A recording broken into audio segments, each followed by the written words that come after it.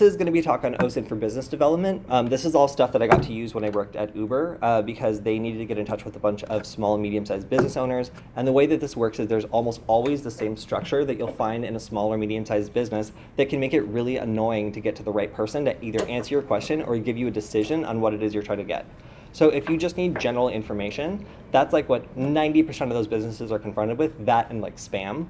So the people who are actually in charge of making decisions cannot deal with all that bullshit all day. And thus they hire people to be basically in front of them and then whatever's kind of coming into the business. So what we're going to teach you today is a little bit about that structure, how to identify it, and then how to know when you're talking to the right person, as well as how to find them kind of in the first place. So I'll share these slides also because you can't see them. No, I'm not going to drop them into Discord. You guys don't have your laptops. Well, a couple of you do, but yeah, you know what? I'm going to drop this into Discord just so you guys can follow along. So if you guys want to follow along, this is going to be in our Discord server. It's going to be in Computer Chaos Club team, sorry. And then I just dropped it in. Okay, so the structure I want to go over today is the basic door person, gatekeeper, and decision maker structure. Back when I ran a sales team for a startup, we had to go out and find people who were basically going to be the ones that would say yes to like doing a partnership with us, endorsing us, or otherwise kind of like deciding that we were someone that their business would do business with in the first place. So the door person is pretty much the first person you will encounter. It's going to be the call center person that picks up. It's going to be the bouncer at the front door. It's going to be the receptionist. This is someone that, in terms of business, is like pretty interchangeable. They probably don't know a lot about what's going on in the inner workings of the company. They know their one specific job, and that job is to do their job and not ask a lot of questions. So they're generally not super well informed, and they really like can't help you in terms of like making a decision. However, depending on the degree to which they are not informed, they may think it's perfectly fine to share the information of like the decision maker and totally bypass like the person that's supposed to control their time with you directly. And in that case, sometimes hitting up the door person can be like a pretty good idea, because if you get them really excited, sometimes they'll like break the rules in order to like give you access to the person at the very top if they have that information. Now, a lot of times they might not, but if it's an organization that like really likes their employees and has had them all along for a long time, then sometimes like a door person will want to like bring the information in and like get like recognized for like doing a good job. So if you really wow the door person, sometimes that'll like give them the impetus to like kind of softball you to the people at the top. Now that can also go horribly awry, because door people often like have like, because they're not in a primary position, like they almost always want to kind of rise up, and as a result, like sometimes they'll inject their own agenda into whatever it is that you're trying to do. When they're carrying the ball to a superior, if you have like this juicy thing that could be exciting, sometimes they'll tack up a bunch of other weird stuff on it. So the time it gets to the decision maker, they're just like, what in the hell is this? This is a crazy idea. You've already bugged me about this thing 3 times. We're not doing it. Like, stop asking me. Like, we're not gonna buy all this weird stuff. So like, sometimes the door person like can be advantageous in terms of skipping a layer, but for the most part, they're not really somebody that is advantageous for you to go after directly. That's where everybody else goes. That's the person that answers all the garbage emails. It's the person that gets all the crazy people that try to come in and like shoos them away. It's not somebody who's going to make a decision in the business. So the next position up from that is the gatekeeper. That's usually an employee that's been around for a long time and has the trust of the owner, and they're trusted to make specific like decisions on behalf of the owner, because the owner can't be everywhere at the same time. This is a senior manager, or in terms of a larger business, it's going to be like a C-level employee. So that means like executive management. Their title will start with a C, like chief executive something. So you'll also see maybe like directors or like that kind of level of position, or at a small business, at the very least like a manager or a regional manager, something like that. Those are people you do want to talk to, because they're not the business owner, they're not the principal, but at the same time, they're people that can make the decision for you, and they're well informed enough about the business that if they softball it to the manager, they're not going to tack a bunch of like petty, weird, crazy stuff that's out of touch with like what the business actually wants to do. So they're a good ally, and if you can get a gatekeeper on your side, generally like they will give you a tremendous amount of access to the business, because they're the ones who truly run the business. The decision maker, the principal that we're actually kind of going after, they're the one that can make sweeping, unchallenged decisions in the organization. And of course, like it's best to have the person at the very, very top sign off on what it is we're doing. But it's often not the case that we get a direct crack at them, because a lot of people, since they're the figurehead, the name head on the business, a lot of people are going to kind of be going after them. So if you can get a gatekeeper excited, somebody who's in a position, sometimes it'll even be like a secretary that's just been there for like a very long time and controls the time of the person you want to talk to. That person knows enough about the business. They might not be in a position of like, where you think that they're business savvy, but if they're in control of the people above them's time, it's reason to believe that they may be someone who can help you out in terms of getting the business to sign on with whatever it is you're doing. So the last level of that is the decision maker. That's like people that are actually involved in like deciding what the business does as a whole, and that's like the founder, the CEO, like the one person who calls the shots at the business, who everybody else just kind of has to deal with, and who has to distribute out functions that they can't do themselves to various gatekeepers throughout the organization.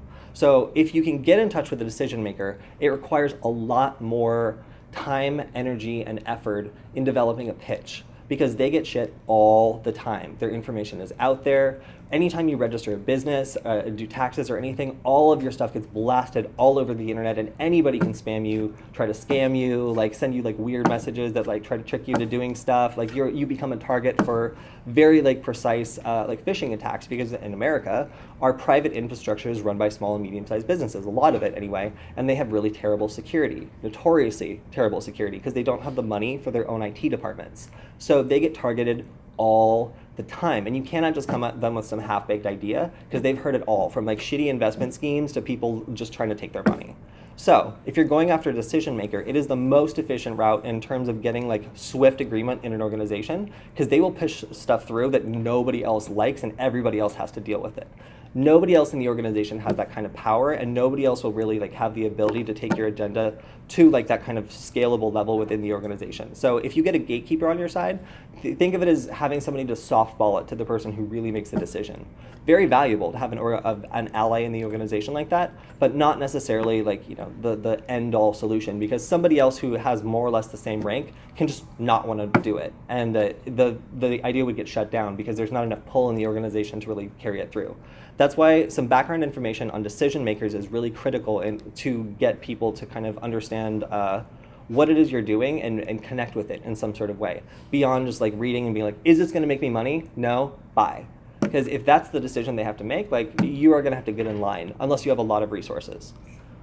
So the next slide is going to be on getting through the front door is inefficient. So the door person doesn't have enough information to make the decision. The gatekeeper decides access to the decision maker, and they will be a trusted manager or something, but they can also attempt to deny you access.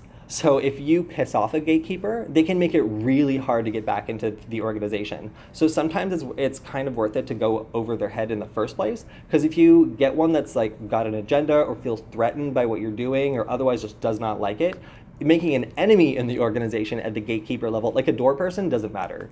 Like we ended up pissing off door people all the time, and generally because they're at a lower level, like their managers will always override them for the better interest of the company. But a gatekeeper does not have any sort of restrictions on that. So if you make them angry, it's kind of it can be over just as badly as though you piss off like the CEO of the organization. So be mindful of that. Like they are in charge of various serious parts of the company. So if you reach out to someone like that and like say something like messed up, you can't just go a level above them and pretend like it never happened, because they're going to be like, no, this guy's crazy. Like, don't talk to them. And the person who pulls the strings is going to trust their own team before they trust some random stranger.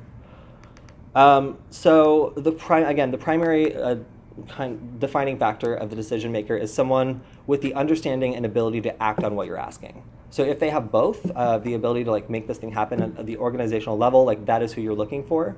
And because they are just people, it means whatever system the organization has, especially ones that they decided on, came up with, administer, can be kind of hacked, because you can get that person to agree that maybe this one time it's worth it to do an exception, because they're interested, they think it's cool, like they're willing to kind of put their weight behind this thing because they connect with it. That is how you get things that other people think are impossible and don't even try. So the number one thing I see with people trying to get like partnerships is they look at an organization and they do not try because it looks unlikely, or they can't find a hook to make it like seem like that organization would ever want to mess with them. So what I'm going to try to go through today is a little bit more on how you can get that hook and find out how to connect with that person and resonate with them, so your opening email, your opening communication is very targeted and you're in control. So in order to optimize our engagement, we're going to customize it. And the flaw in the system is that any business is just people. People make the rules, and under most circumstances, they're pretty bad at following them. So we're going to exploit this to make them break their own rules in a way that doesn't really ruffle any feathers. Because if everybody's excited and you're breaking a couple rules, it's something that just kind of goes along with excitement in an organization about starting a new project or getting in touch with someone who's like, exactly kind of a match. So the key to this technique is nobody likes spammer to have their time wasted. Simply getting someone's email address isn't enough to bypass all the hired help and talk to them directly. They will be irritated and immediately downgrade you, sometimes all the way to the door person. It's like, go talk to that guy. So if you just come at someone and you're not prepared, just getting their email address and trying to blast it out, like, do not try that. Like, you will immediately, they'll think you're either spammer or like they'll think that you're just an idiot. So when you get a valuable email address, like, savor it. Like, don't just fire up an email. If you get one that's really effective, pull up some more information, which we'll show you how to do now. Can you repeat what's the Discord channel for this? I can send you an invite in just a bit. Sorry. So we're going to rely on a technique that in intelligence is called the file and dossier technique. So the first impression is really important, and one of the ways that you can get people to basically share information with you that they would never share with a normal outsider is if they think that you already know everything. So the best way I've found to do that is to start with information that's out there and build a dossier on kind of that business so that you're more aware of the critical points of their development as a business than generally they are, because they're managing all this stuff. They have their head to the ground, working on whatever problem of the day has come up. You can take a 1,000-mile view of the business and talk to them as though you've known the business since the start. They will share stuff with you that is ridiculous, like how much money they make, their margin, other things that is really, really important to know if you're assessing whether or not you want to partner with them. But the reason they do it is because they think it's trivial, because they think you already know. Because you know all this other very exceedingly specific stuff that seems to be important, and you pad the file so it looks a lot bigger than it really is, which is great. But stuff you want to look for is when the business was started, by who, why, and what their mission statement was. Again, the internet, the Wayback Machine and Internet Archive are really good tools for this. Go back to the original version of the first website and find out what they said about why they started the business. Major events, when people were hired, and what each senior person does. The technical skills and background of each person on the executive team. All publicly shared available business records, and particularly negative information like fines, bankruptcy, or other indicators of trouble for business. You really want to find those. Any major interviews or media involving the CEO of the business. So find them talking, see if they're a weird guy. Hear what it sounds like for the CEO of the business to talk about the business and his mission, if you can find that video, because it gives you a better understanding of the people behind it. Find out the business's position in the market. Who are their customers and their biggest competitors? And in what main ways do they make money? That will allow you to understand their agendas, and we can kind of figure out what their interests are and why it is they're in this business to begin with. So in identifying decision makers, again, they are C-level executives, owners, directors, board members, but they're also regular people. So let's get to know a stranger. In this case, I was trying to find a business we could look into, and the one I picked is a small donut shop that I've actually looked at before, because after working at Uber, I went back and worked at one of the restaurants we signed up at Uber Eats for a couple months, just because I wanted to see how it interacted. And they were a small donut shop that wanted to research the shit out of their competitors and come up with something new and innovative. So DK's Donuts, has anybody been there? It's on the west side. It's really good. They're really, really good. I went there to spy on them. They're great. DK's Donuts is a really cool donut shop that actually has done a lot of really cool, interesting things and makes more money than the typical family-owned donut shop, because they have a lot of great branding. So the donut shop I worked for wanted to know how is this place doing so much better than me? They have the exact same setup. What is it that allows them to charge this much more than I do for basically the same product? So we decided to do a deep dive, and this slide is great because it's just someone's Instagram, but this is called Data Mining the Donut Princess. So the lady that runs the donut shop has branded herself as the Donut Princess, and she has a pretty extensive social media presence. So what we're going to do today is actually dive into that and find out what kind of data we can mine in order to see who this lady, who is the decision maker, is, and what kind of things she's interested in, and basically how she promotes her brand, and a little bit more about maybe the way we could get in touch with her or get her to agree to do something with us For example, we wanted her to sponsor our hackathon with donuts, which actually now I want to do that. So we're doing that. So the next slide is kind of a graph of all the various things that we found, and starting from a single Twitter account that we can verify because it's been on the website and it's the little check mark for verified, we're able to run various Maltego transforms in order to pull information and start to find other links that we can use to kind of track this business and track this organization. So in order to check that out, I'm going to pull up Maltego, and you guys, again, will be able to see this screen capture a little bit later. But on the screen, I can see, sorry guys. Yeah, please do. On the screen, I can see, anyway, that she has a number of social media accounts that are all kind of connected to this one screen name, this one alias called Tease May. Tease May. So this is her screen name. As soon as you have someone's screen name, you can immediately kind of switch your brain, in Maltego anyway, while conducting an investigation, from investigating infrastructure and trying to find out what kind of domains and IPs and websites a business has, to the people. So as soon as you have a screen name, it's just crazy. If they use it consistently, and if they've used it consistently for a long time, which people that are not very good at, well, actually everybody kind of does this. Like people that are good at tech, people that are bad at tech, everybody kind of picks and uses a screen name consistently if they're not thinking about security. So once you have a screen name, you can really, the graph here just basically explodes. Like you start with the Twitter, and then every other social media handle she has. We have Pinterest, we have Etsy, we have, oh my God, all kinds of crazy nonsense, Photo Bucket, like all these things that some of which like probably don't have passwords, and we can learn a tremendous amount about things that she might not know she's shared publicly, because the sharing settings on these are very open. So, I mean, she's just kind of a typical like business owner. I happen to know that she like inherited this business from her parents, and she's turned it around by pursuing very like kind of aggressive like branding that is way more adorable than like any other donut shop in the area, and putting out stuff that like people genuinely really like by listening to her customers and engaging heavily on social media. So we started tracking her to find out like, okay, well, what kind of stuff is she doing that's resonating? And we started finding that she has these specific hashtags that all her most popular stuff and all of her events and stuff are tagged with.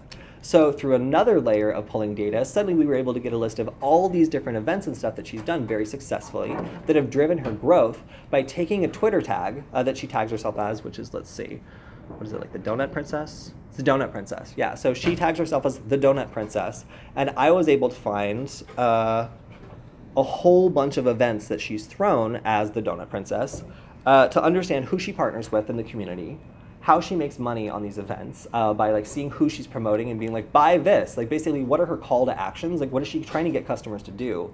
And I was even able to look on things like Craigslist and see if she was hiring people. The interesting thing is because these do such exhaustive searches, if her email address shows up on some obscure foreign language message board, if she's trying to actually, the business I worked with, we're owed a substantial amount of money by some Korean investors who were just like, we're broke, we cannot pay you, there's absolutely no way we can do this. So we ran a transform on a particular email address and found a bunch of Korean language job ads in the LA area where they thought that like we wouldn't find them because they were in Korean. But we were able to do a couple Maltego transforms and start pulling information and finding things in common. And we were like, what the hell are all these things that are like coming up very recently that have this email address and it's all in Korean? So we translated it, and sure enough, it was ads for the positions that they had just laid off and insisted that they didn't have the money to pay. So you're able to find a lot of really interesting things by starting to link together things like screen names, email addresses, pulling them through social media, and finding kind of what comes up by kind of chopping the data up. And kind of, in these cases, like a lot of investigations, you need to know what you're looking for. But in these cases, the investigation kind of proceeds as you find stuff and become interested in various parts that you pull up. So part of Maltego is also being able to prune information. Like what comes up, a lot of times like you'll start to find links that might seem interesting, but after investigating them a little bit, might end up not being like a real link. So because we're pulling from open source information, nobody's verifying this data. It's important to understand you need to still look at where the data comes from. And there's little links in every Maltego transform that give you a hard link to where that data actually comes from. Because if you're relying on something that's third-party information, for example, like scrape email addresses from Google, like you guys have been to Google, there's all kinds of crazy shit on there.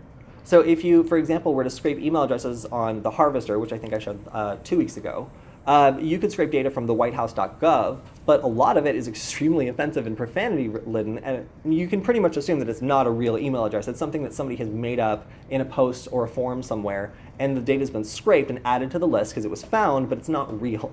So you still need to look at where the data is coming from when you're pulling information like this, because you can pull some really juicy stuff, but until you verify it's from the right person or that it's still relevant to what you're looking for, you can kind of get off track by including data that's bad. So at a certain point, you'll pull data, and sometimes with these transforms, you'll right mouse click on it, and there's a little arrow that says just run all transforms. So if you want to just start a general investigation, you'll go into Maltego, drop in something like a Twitter handle, and again, this is free. I have a license for us if you want to try the advanced version, but for now, try out the free community edition. This is very, very easy. Drop in a Twitter handle, maybe your own, something like that, and then right mouse click on it and run all transforms. And what you will find is a huge amount of data pops up because it will parse it into a screen name and look for other accounts that have that same screen name. It'll turn it into a name and try to search for that in a directory. It'll look for Google Plus accounts. It'll look for all this data, and then you can take those links and expand them further and further and further, depending on which is the juiciest and which one seems to be the most relevant to your target. So the thing with Maltego is you will never have a lack of data. You will always be able to find a ton of information with Maltego. The important thing is targeting it based on what you're trying to do.